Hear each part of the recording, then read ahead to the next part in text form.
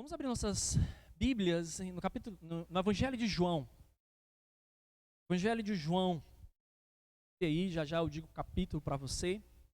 Mas antes de você e eu lermos o texto da palavra de Deus, eu queria lhe perguntar: você já passou por uma situação em que alguém chegou para você e falou algo que você ficou transtornado, perturbado? Deixou você assim fora de si mesmo. Uma coisa assim, uma situação que deixou você meio assim aéreo, perturbado, né? Certa vez eu estava numa conversa com o meu chefe e aquela semana, né, eu tinha me esforçado, para fazer o melhor, né, lá na empresa. E aí eu fui falar com ele, né, para saber se ele achava, o que ele estava achando, né? Se ele estava achando bom o meu serviço. E aí ele falou algo que me deixou transtornado. Eu fiquei tão perturbado naquele dia. E depois da reunião, eu saí, né? Tinha moto, eu peguei, sentei na moto e só percebi que eu estava sem capacete quando cheguei em casa. Tão aéreo, né? Perturbado, né? Será que você já passou por uma situação assim que você ficou assim transtornado? Não sabia o que fazer, o seu coração ficou de uma maneira que você ficou perturbado, né? Como eu estou repetindo constantemente aqui pra gente. Existem com certeza situações, talvez você não fez que nem eu, né? Não ficou assim tão perturbado e saiu sem moto, ou deixou a moto, ou saiu sem capacete. Mas com certeza você já ficou preocupado, transtornado por algum problema que aconteceu, ou que vai acontecer, ou você acha que vai acontecer na sua vida. Certas informações, certos trâmites nos deixam muitas vezes assim. Nos deixam muitas vezes perturbados. Interessante, o Senhor Jesus Cristo, ele teve muitos momentos impressionantes com seus apóstolos, com seus discípulos. E esses momentos, eles tinham o objetivo de fazer com que eles crescessem, fazer com que eles pudessem aprender a confiar mais em Deus. No capítulo 14, que é o texto onde nós vamos ler, o Senhor Jesus Cristo está com seus discípulos numa situação um pouco complicada. Eles haviam escutado do próprio Cristo a respeito de algo que eles estavam pensando, como isso pode acontecer? O ministério de Jesus sobre a terra, né, contando a partir do momento que ele é batizado, conta-se 3 anos e meio. E parte desse ministério foi obscuro, como a gente fala, ele lidou mais com seus discípulos, e depois ele começa a proclamar o evangelho. Ele começa a proclamar o reino de Deus. E as pessoas começam a segui-lo, e a segui-lo não só pela proclamação do evangelho, do reino de Deus, mas também pelos milagres que ele fazia. No capítulo 6, né, o Senhor Jesus Cristo, ele multiplica pães e peixes, e as pessoas então querem seguir a todo momento. Que rei fantástico, um rei que realmente nunca fará, que nunca deixará faltar comida, nunca deixará faltar pão, nunca deixará a gente passar fome. Que coisa maravilhosa, eu quero seguir este homem, eu quero seguir este rei. Então, na mais alta popularidade que o Senhor Jesus Cristo estava, ele começa então a olhar para aquele grupo enorme de pessoas seguindo ele, e ele conhecia o coração de cada uma delas, e ele exatamente fala a esse grupo de pessoas, dizendo: vocês não estão me seguindo porque vocês querem ter um coração transformado, vocês não estão me seguindo porque vocês necessitam realmente de mim, vocês estão me seguindo porque vocês comeram e se fartaram. Não seguiam Jesus Cristo pelo um relacionamento com ele, mas seguiam o Senhor Jesus Cristo pelo aquilo que ele poderia dar. Aquele que era o Papai Noel, né? Aquele que dá as bênçãos. E não seguiam a Deus, mas seguiriam as bênçãos que Deus poderia dar a ele. Então o Senhor Jesus Cristo começa a falar de maneira mais forte, de maneira mais firme, em arrependimento, em mudança de vida, e as pessoas começam a deixar de segui-lo, a dizer que ele estava doido, a dizer que desse jeito ninguém vai te seguir. Após isso, então, os discípulos provavelmente ficaram tristes. Capítulo 6, né? Jesus Cristo olha até para eles e diz: e vocês não vão embora não? Também como eles? Pedro diz, né, Senhor, para onde nós vamos, nós sabemos que tu tens a palavra da vida eterna. Mas provavelmente aquilo deixou eles desanimados.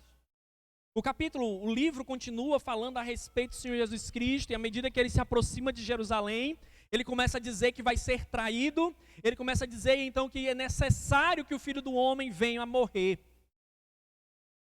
dando mais um golpe no coração dos seus discípulos. A perspectiva dos seus discípulos é que a entrada triunfal do Senhor Jesus Cristo, a manifestação então das pessoas glorificando a Ele, dizendo aquilo que nós cantamos, Hosana, Hosana, Deus, Jesus Cristo, Ele vai reinar sobre Israel. É a hora dele, é a hora do filho de Davi reinar sobre Israel. E eles que já haviam discutido, né, Marcos capítulo 10 fala isso, Mateus também fala isso, e Lucas discutido quem seria o maior dentre eles, né, qual é o ministério que cada um ficaria, se cada um ficaria talvez no ministério da fazenda, o outro na casa civil, né, era uma discussão até política, de um certo aspecto. Ao lado do Senhor Jesus Cristo, o rei, ele precisaria então desses homens para liderar, e era a perspectiva deles. Mas agora Jesus Cristo está dizendo, olha, eu vou morrer. Deixou extremamente eles abalados. Primeiro, as multidões. Muitos seguindo ele, agora eram poucos. Agora ele diz, eu vou morrer. Eu não vou reinar sobre Israel neste momento. Que situação, né? Que mudança de perspectiva, talvez um baque, né?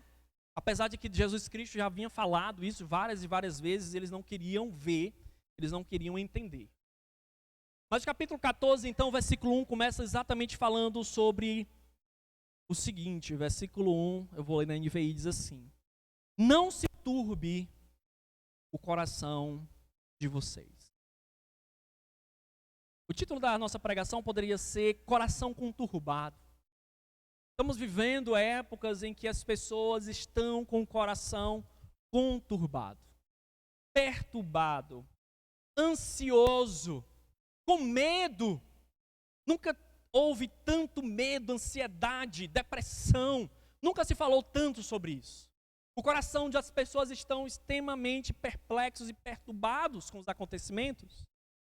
Seja o acontecimento da guerra, uma guerra iminente, talvez mundial, em que já acontece lá na Ásia, em que a Rússia, a Ucrânia começam, e em que países como Japão, Coreia do Norte, Coreia do Sul, China começam a se movimentar, e outros países estão querendo também apoiar, e já começa-se a ver uma grande possibilidade de uma guerra. O mundo já começa a perceber a questão da falta dos recursos. Recursos são financeiros. Isso perturba o coração e deveria perturbar. A nossa nação, o Brasil, passa por um momento de eleição em que há uma perturbação geral também no coração das pessoas a respeito de quem vai ganhar. Se vamos ganhar, se vai ganhar a atual governo ou se vai voltar para um governo que demonstrou por muitos anos um rastro de corrupção, um rastro de imoralidade, rastro que vai contra a palavra de Deus. Isso perturba o nosso coração. A palavra de Deus, ela quer que nós entendamos o que Deus quer para nós. Mas somos homens e mulheres que temos corações de natureza frágil, de natureza muitas vezes levado mais ao lado da carne pecaminosa. E é por isso que Jesus Cristo inicia falando aos seus discípulos, e Ele fala para nós essa noite, olha, não se perturbe. Não se perturbe o seu coração. Talvez no seu lar está acontecendo algo também que está trazendo perturbação. Talvez no seu trabalho. Falando de Brasil, né, não há como não escutar, não há como não ver, não há como não assistir a algo, seja no Instagram, no Facebook, no YouTube, a respeito da perturbação do coração das pessoas com respeito ao próximo presidente. Isso tem trazido, né, consequências na escola. Crianças, né, nunca vi tanto, crianças debatendo, falando a respeito, né, do futuro presidente, e existe então um movimento mesmo de quase torcida, né, torcida por um ou torcida pelo outro. Isso tem trazido perturbação ao coração das pessoas. Do lado espiritual, às vezes a gente olha para a igreja ou para um discípulo, ou para um ministério em que nós estamos nos envolvendo, e parece que as pessoas não crescem, parece que as pessoas às vezes não estão caminhando de maneira resiliente, responsável, diligente. Isso também traz perturbação ao nosso coração. A igreja não cresce, não vemos pessoas se convertendo. O que está acontecendo, Senhor? Isso também traz perturbação ao meu. O que tem trazido perturbação ao seu coração, irmão? Eu não sei você que está aqui essa noite, se é uma das perturbações que você tem tido, umas preocupações a respeito da eleição. Talvez você está passando por um momento financeiro muito crítico e é uma coisa que tem perturbado o seu coração. Talvez você está passando por uma doença, alguém da sua família, e também uma questão do seu coração, e tem trazido então insônia, tem trazido ansiedade para você. Mas Jesus Cristo lhe chama, assim como chamou os seus discípulos, em meio àquela maior declaração do mundo: eu vou morrer, o Filho do Homem dizendo, eu vou morrer. Ele ainda olha para eles e diz: olha, não se perturbe vosso coração. E Jesus Cristo, ele quer dar para a gente, então, alguns passos, ou algumas formas. A forma principal de não ter um coração, então, lotado para ansiedade e para perturbação. Coração, então, que pode fazer aquilo que Jesus Cristo está dizendo, não ficar perturbado, não ficar ansioso, não ficar transtornado. E ele vai dizer então, na continuação do versículo: creiam em Deus. Às vezes as pessoas gostam de falar, né, em segredos, né, segredos para uma dieta, segredos para uma vida saudável, segredos para não ter um coração perturbado. Mas Jesus Cristo não está falando de um segredo, ele está falando de uma realidade. E a primeira realidade, então, para você viver uma vida sem, ou diminuindo a ansiedade, ou lutando contra ela, ou para não viver de maneira perturbada, é crer em Deus. Parece ser simplório, parece ser simplista, parece ser óbvio, mas não é sempre o que nós estamos fazendo, irmãos. Crer em Deus é entender o seu plano, é conhecer os seus objetivos, é olhar então para aquilo que Ele está fazendo no mundo, na sua igreja, na sua vida. Crer em Deus não é simplesmente dizer, eu creio que Ele existe, eu creio que Ele mandou o Senhor Jesus Cristo. Crer em Deus aqui no contexto que Jesus Cristo está dizendo é, olhe para aquilo que Deus está fazendo através de mim, em mim e através da história. O Senhor Jesus Cristo era a prova viva de que aquilo que Deus havia manifestado em todo o Antigo Testamento, por mais de 2000 anos, estava acontecendo. Creiam em Deus, o plano dele é perfeito. Talvez demorou para muitos, né, como Abraão, como para Isaac, como para Davi, como para Salomão, como para todos aqueles que passaram pelo Antigo Testamento e não tiveram a oportunidade de ver o Senhor Jesus Cristo, mas ver agora Cristo, saber que Ele veio ao mundo, Ele poder crer em Deus. Na mocidade aqui, nos jovens, temos estudado, né, e quarta-feira nós passamos até para o livro de Daniel. E o livro de Daniel, ele é um livro fantástico, ele se junto com o livro de Apocalipse para explicar as maravilhas de Deus para com o mundo e para com o final deste mundo. Porque aquele que criou este mundo, ele, antes da fundação do mundo, ele já havia determinado tudo o que havia de acontecer. E é interessante então, em Daniel ele recebe a interpretação de um sonho de um rei chamado Nabucodonosor. E esse sonho é exatamente os acontecimentos que viriam e que virão a acontecer sobre toda a raça humana, sobre a humanidade, sobre os reinos desse mundo. Daniel então ele diz, né, ele proclama lá em Daniel capítulo 1, ou vou com vocês lá para a gente ler. Daniel, acompanha em mim, comigo. Daniel, eu gosto muito dessa referência de Daniel, em que ele louva a Deus. Eu falei capítulo 1, mas é o capítulo 2.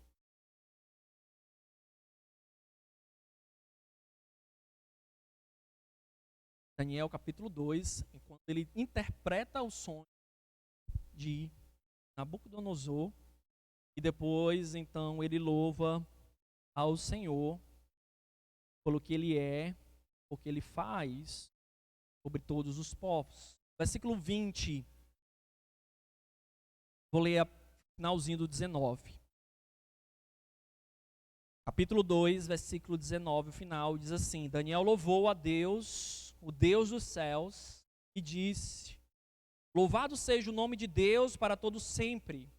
A sabedoria e o poder a ele pertencem. Ele muda as épocas e as estações, destrona reis e os estabelece. Dá sabedoria aos sábios e conhecimento aos que sabem discernir. A profecia que Daniel, sonho que Nabucodonosor teve, fala exatamente a respeito dos reis que viriam sobre a terra. Se você tiver a oportunidade de ler, leia Daniel nessa semana e veja capítulos sequentes, 6, 7, a respeito da determinação de Deus sobre a terra e sobre a vinda do Filho de Deus, declarada já em Daniel 490 anos antes da vinda do Senhor Jesus Cristo. Mas Daniel, então, ele percebe como Deus, ele tem a história sob suas mãos, ele percebe como Deus, ele controla tudo que existe. Nada se levanta, nação nenhuma se levanta sem a permissão de Deus. Daniel é um exemplo interessante para nós, porque ele não está, ele sendo do povo escolhido de Deus, ele sendo um crente no Senhor, ele não está passando num momento fácil, irmãos. Daniel é escravo. Daniel está em outra nação. Daniel não está ali de vontade própria, ele foi levado por Nabucodonosor. Ele estava num momento ali de agonia, de um certo aspecto, porque queria estar com o seu povo. Mas em meio a tudo isso, nada que está acontecendo na vida de Daniel, na vida dos seus amigos, na vida dos judeus, está fora do plano de Deus. Não se turbe o vosso coração. Jesus Cristo fala isso porque louvado seja o nome do Senhor, Ele controla todas as coisas. Não há nada que vai acontecer nesse mundo que não esteja no controle do Senhor.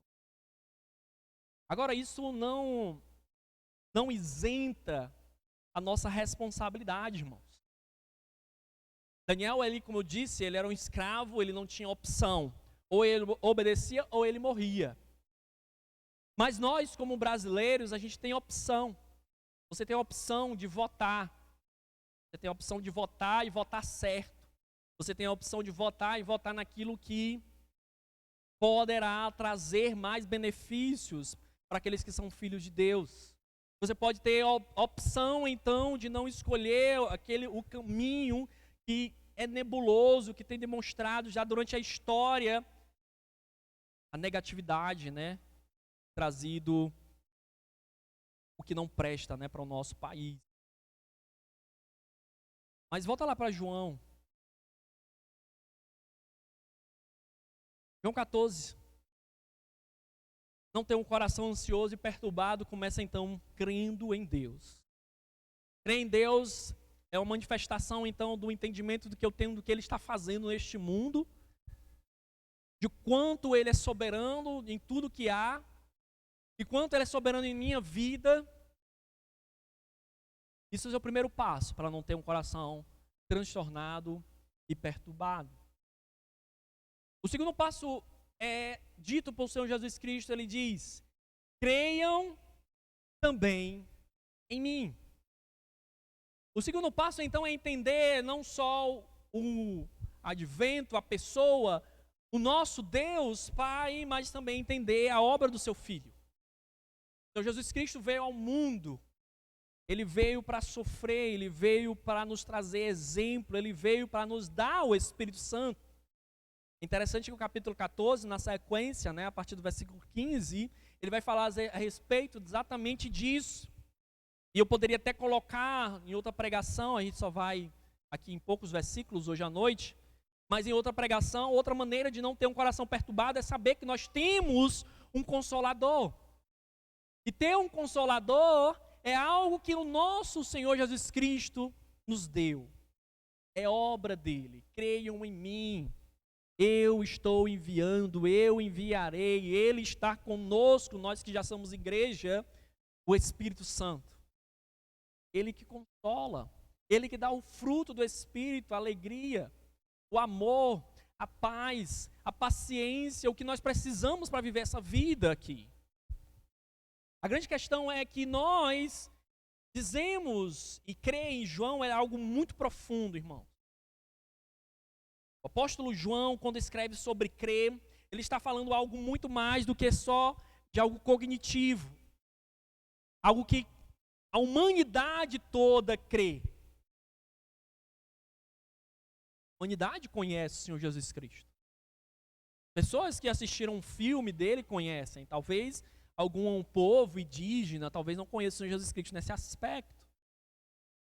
Mas João, ele quer que você vá mais profundo. Crer não é só simplesmente conhecer cognitivamente. Para ilustrar isso de maneira mais enfática, em 1 João, ele vai dizer: se crer é conhecer, os demônios creem em Jesus.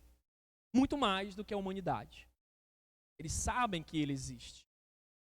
Então, crer não é simplesmente saber que existe. Crer é ter uma profundidade, um relacionamento com ele. Jesus Cristo estava querendo se aproximar dos seus discípulos para que eles pudessem entender o seu plano, olhar as maravilhas, entender que eles precisavam permanecer nele. O capítulo 15 vai falar exatamente disso novamente. Eu sou a videira, vocês vão os ramos, vocês precisam permanecer em mim, porque sem mim vocês não podem fazer nada. Crer em Jesus Cristo é ter um relacionamento mais próximo dele. Não ter um relacionamento de amor, de afetividade. É saber que mesmo que os próximos passos sejam difíceis ou complicados, ou piores do que nós imaginávamos, talvez, por mais que nós votemos em um certo político, o outro, né, de esquerda, ganhe. E às vezes a gente fica meio perturbado com essa perspectiva, né, com essa possibilidade, novamente, o governo brasileiro ser dominado, né, pela esquerda, e nós caminharmos, né, para um país, né, parecido com o que está acontecendo na América Latina, ao nosso redor, Argentina, Venezuela, Cuba, Nicarágua. Mas a grande realidade, irmãos, é que a palavra de Deus, ela vai caminhar, e Jesus Cristo também vai nos apontar para essa perspectiva. Irmãos, o mundo vai piorar. O mundo não vai melhorar. Podemos fazer a nossa parte, né? Eu já falei nisso. Você pode e deve votar de maneira correta. Mas a realidade é que o mundo, ele vai piorar. Jesus Cristo vai falar em Mateus capítulo 24.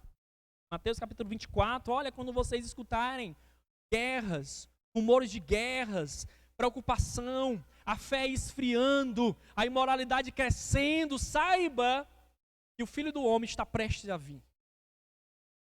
Essa é a realidade do mundo. Essa é a realidade que, num certo modo, traz novamente um certo temor, mas não deveria, porque o Senhor Jesus Cristo já iniciou. Não se turbe o vosso coração. Eu estou no controle. Pode deixar. Eu estou no controle. Eu sei o que eu estou fazendo. Em outras palavras, né? Jesus Cristo está dizendo, eu sei o que eu estou fazendo. Temos uma responsabilidade, sim, irmãos. Deus vai cobrar de cada um de nós daquilo que nós fazemos. 2 Coríntios capítulo 5, versículo 9 e 10, ele vai falar que nós devemos nos esforçar para agradar ao Senhor, sabendo que cada um vai ser julgado pelo bem ou pelo mal que tiver feito. Pelo acerto ou pelo erro que tiver cometido. Mas a ênfase que o Senhor Jesus Cristo está querendo trazer para a sua igreja e para mim, para você essa noite é: não se perturbe o seu coração. Creia em Deus. Ele está controlando tudo. A terceira coisa que Jesus Cristo está querendo trazer para a gente: creia nele primeiro, em Deus. Creia nele, no Senhor Jesus Cristo. Ele tem dado o Espírito Santo. Ele é a videira, nós somos os ramos. Sem nele nada podemos fazer. A última coisa que ele quer, então, que nós estejamos olhando, realmente não é para essa vida. Os discípulos do Senhor Jesus Cristo estavam tão abalados porque eles estavam a perspectiva de agora é a hora, agora nós vamos reinar com ele. Ele diz: não, olha, versículo 2, na casa do meu pai há muitos aposentos. Se não fosse assim, eu lhes teria dito: vou preparar-lhes lugar. E se eu for lhes preparar lugar, voltarei e os levarei para mim, para que vocês estejam onde eu estiver. Jesus já está apontando, ele está apontando para a perspectiva futura. A nossa vida não é aqui, não é agora. Estamos vivendo agora, sim, com certeza. Precisamos glorificar a Deus agora, em termos de emprego, estudo, com certeza. Mas a perspectiva final ela é eterna, né? Programa, né? Que você deveria financiar, não é o Minha Casa, Minha Vida, né? Agora é Casa Amarela, né? Ou Verde e Amarela. Mas é uma casa dourada, casa celestial. Essa é a preocupação que você deveria ter. Onde você está financiando, onde você está depositando na eternidade? Será que os seus esforços têm sido para depositar tudo aqui? E se infelizmente, irmão, você vai sair hoje à noite, às vezes é muito legalista, às vezes falar assim, mas é uma realidade, irmão. Às vezes a gente vai, se você falecer hoje à noite, o que você teria feito? O que você tem feito por Deus? O que você deixou de legado? Para a igreja, para a família, para o corpo de Cristo. Essa é a realidade, irmão. Lógico, ninguém sabe o dia que vai morrer, mas podemos morrer a qualquer momento. E vivemos a perspectiva de que amanhã talvez eu faça algo para Deus. E é por isso que a gente está com o coração perturbado também, porque a gente só vive o amanhã, o amanhã, o amanhã. Mas olhando para o que o Senhor Jesus Cristo está querendo lhe dizer, olha, não se perturbe com a vida de agora. Em certo momento, o Senhor Jesus Cristo, seus discípulos, né, perguntam a ele, né, as pessoas o pressionam a respeito, né, da sua família, e ele vai falar que o Filho do Homem não tem casa, não tem onde reclinar a cabeça deste mundo, porque o seu lar era celestial. Jesus Cristo estava nos dando uma lição de que a perspectiva, às vezes que nós temos do agora, ele atrapalha a nossa missão.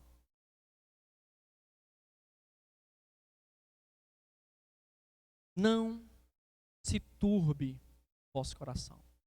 3 coisas, irmãos. Creia em Deus. Se você só vai crer em Deus de maneira correta, você conhecê-lo. Você conhecê-lo, no Antigo e no Novo Testamento. Você entender o plano dele. Segundo, se você crê em Deus, tem Jesus Cristo, se você tiver um relacionamento de entender o seu sofrimento, de entender o seu ministério, de fazer a sua vontade. Versículo 15 vai dizer exatamente, falar a respeito disso. Ele diz o quê? Se vocês me amam, o que é que diz o versículo 15? Leia aí alto para mim.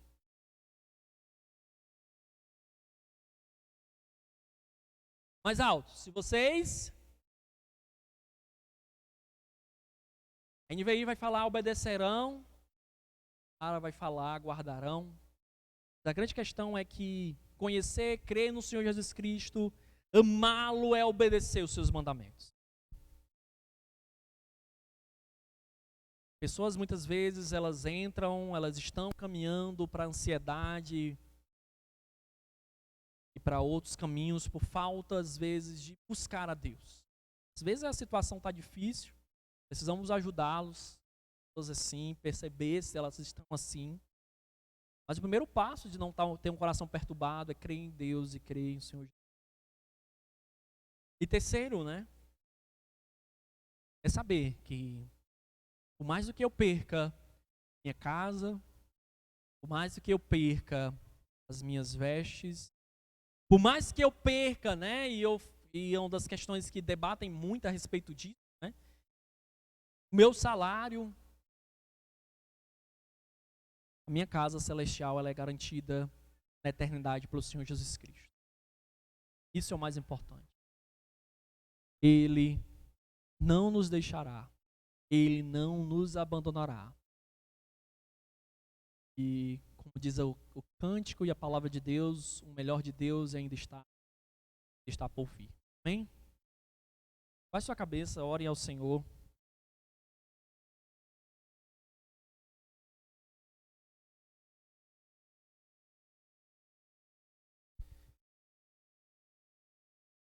Senhor, nosso coração, Pai, frágil.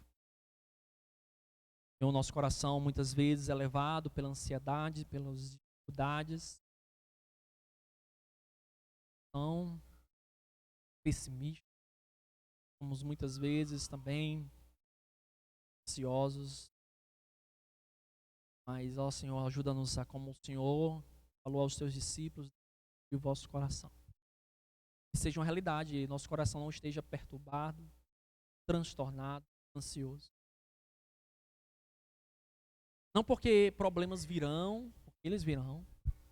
Não porque situações complicadas virão, porque elas virão, mas porque nós cremos em Deus. Em meio à história contada na tua palavra e os relacionamentos que o Senhor teve no seu povo, com o seu povo, por mais que a situação fosse difícil, eu estava, e o Senhor sempre está com os teus filhos.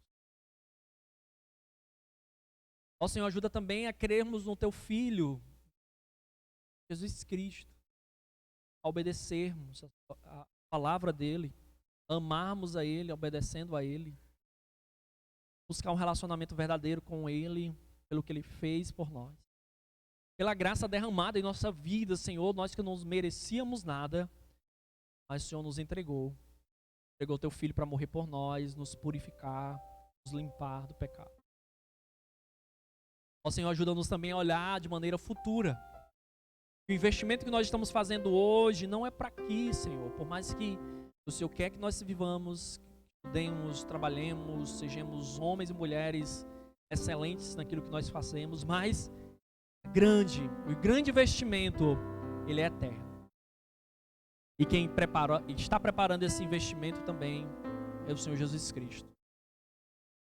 Ó Senhor, nos ajuda sempre louvarmos pela essa graça que excede o nosso entendimento, esse amor que é maravilhoso. Nos abençoa mais uma vez, eu te peço. E ajuda, Senhor, a nossa nação a não errar, a não escolher que não trará benefícios, Senhor, para o teu reino. Mas faça essa tua vontade. E a ela que nós rogamos e oramos essa noite. É o teu Filho Jesus Cristo. Amém.